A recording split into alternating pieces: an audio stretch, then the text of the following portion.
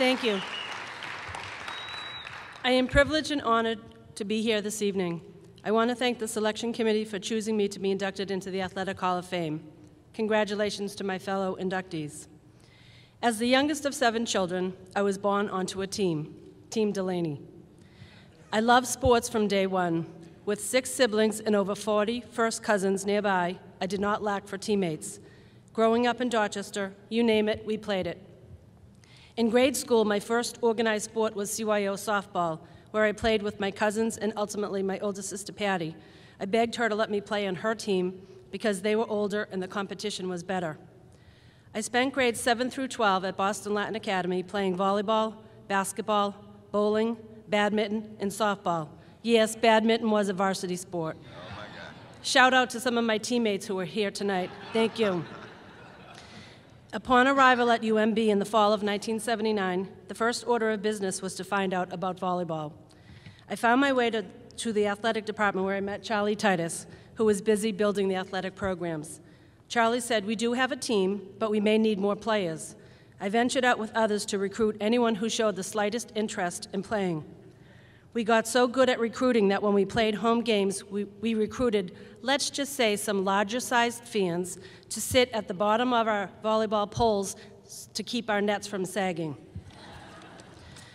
Knowing what it took to keep volleyball going, I worked with friends to ensure we would field a softball team in the spring. Yes, more corridor recruiting.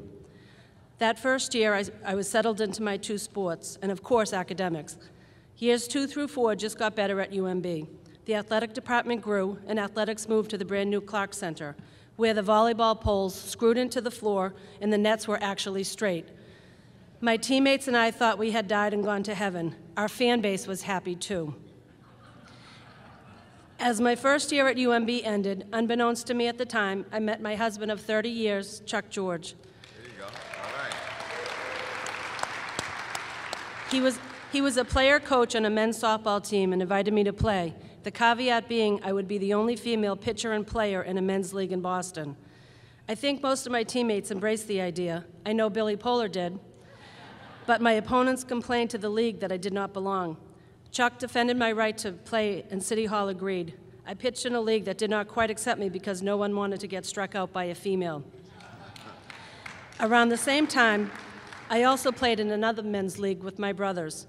The opposing teammates frowned, but their voices were mostly stymied because nobody wanted to mess with my brothers. Thanks, John and Timmy. My experiences at UMass and playing softball with the men bolstered my determination to succeed both on and off the field. I was taught from an early age, if you want something bad enough, you have to work hard for it. I wanted to continue playing sports while I was in college, and I wanted to receive an education to get a good job. I accomplished that. I was accepted into the management program and truly loved the model. I got to take classes in multiple management disciplines before I had to declare a major. I now realize that it was the first-year recruiting jobs I had with my volleyball and softball teams that planted the seed which made me focus in human resources.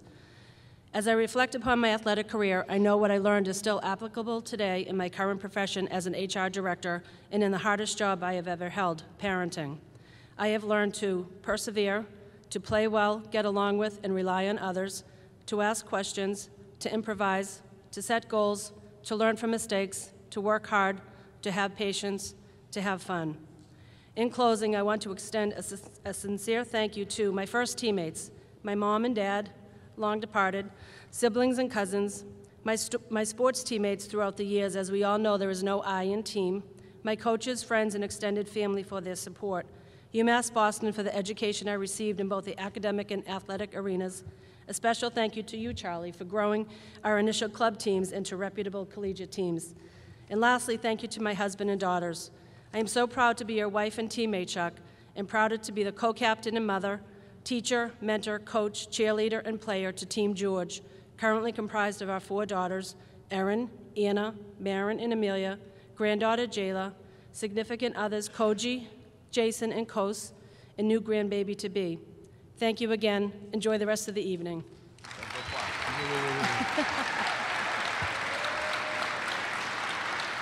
You know, thank you. Give her a hand. Laura was truly a pioneer on this campus.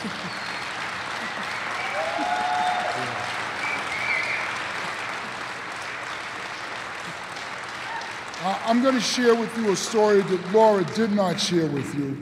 There was one year we had a problem with coaching. Is Terry Condon still here? Terry?